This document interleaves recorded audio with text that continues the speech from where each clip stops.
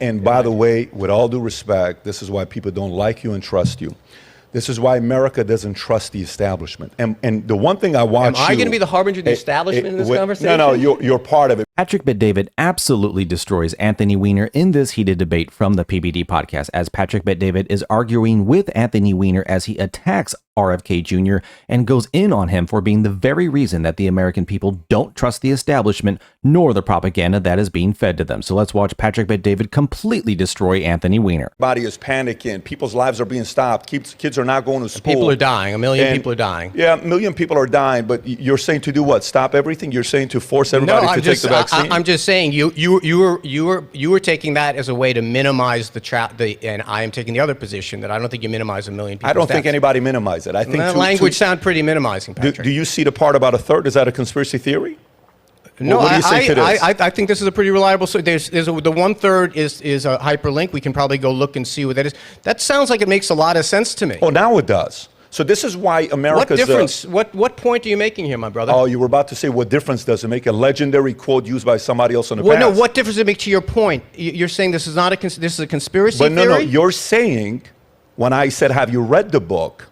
I said, why would you read the book? That's all conspiracy theory. No, he didn't say this. He had conspiracy theories about vaccine. If you haven't read it, how would you know what he said about it? Because I explained this earlier to your question. I read the reviews of the book and the debunkings of the book. So you read the reviews. Got it. So kind of like if I'm in office and I have to go through a certain new legislation is coming up, I just wait to see what New York Times writes about it instead of me writing. A lot of people tune into your program to find out about other things in the news and get a perspective on it to draw conclusions because they trust you. Isn't that true? Right. So I have sources that I trust. This is not such a novel idea. But I would read the other side's book. You would read every book on both sides of every what? Really? If it's one of the biggest crises we experience over a 3-year period, yes. If I have to anyone read within the sound of my voice can read what bullshit that guy is spewing.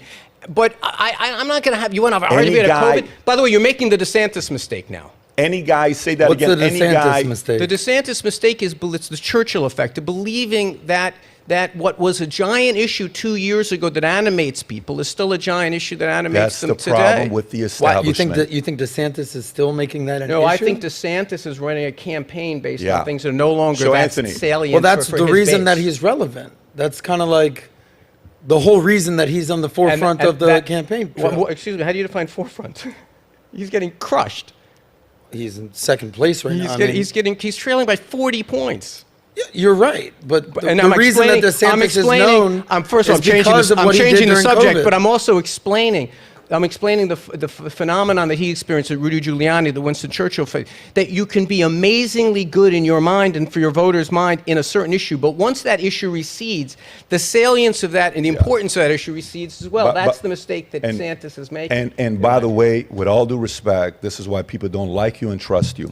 This is why America doesn't trust the establishment. And the one thing I want Am I going to be the harbinger of the establishment in this conversation? No, you're part of it because the American people, okay, people who followed the guidelines, not the people that didn't follow the guidelines, the people that took the COVID vaccine, the people that followed the non-essential, the people that didn't go to work, the people that kept their kids from going to school, and they said, the experts are telling me this. Yeah. You dramatically changed my life, and now you're saying what difference does it make? No, I didn't say that. No. That's I said what difference does it? That is who cares? It's behind us. So DeSantis, don't talk about it. We have some time here. Yeah, folks, we all remember who Anthony Weiner is, and I think this is a great point from Patrick Bet-David. This is exactly why people don't trust him, nor others like him, nor the establishment, because it's like they just want us to forget everything that happened.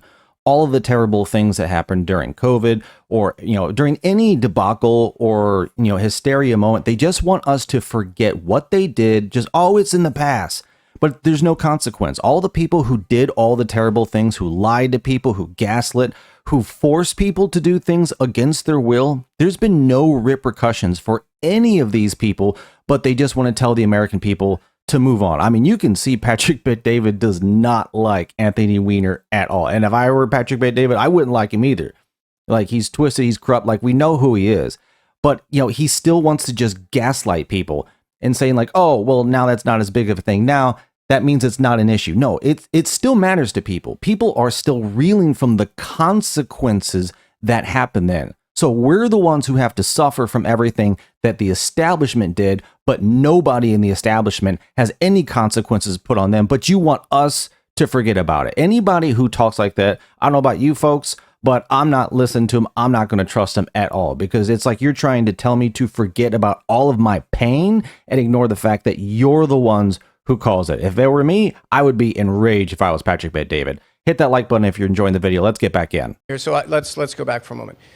You were pointing to a reference in there and talking about a conspiracy theory and when it was reduced less than a third. No, you called it a conspiracy theory. I did not. You're claiming fine. it's a conspiracy theory of a you book were you've not read debunking it yet. by going to a clip and you pointing From to the 1/3. New York Times, and yes. I said, what difference does it make to the argument you were making? I didn't understand the argument because you were you said making. it's been 2 or 3 years, but people don't care anymore. That's what you're trying to say. I was making you're giving me whiplash. No, I was making an argument of why DeSantis is struggling in the polls in an effort to change the subject, quite frankly.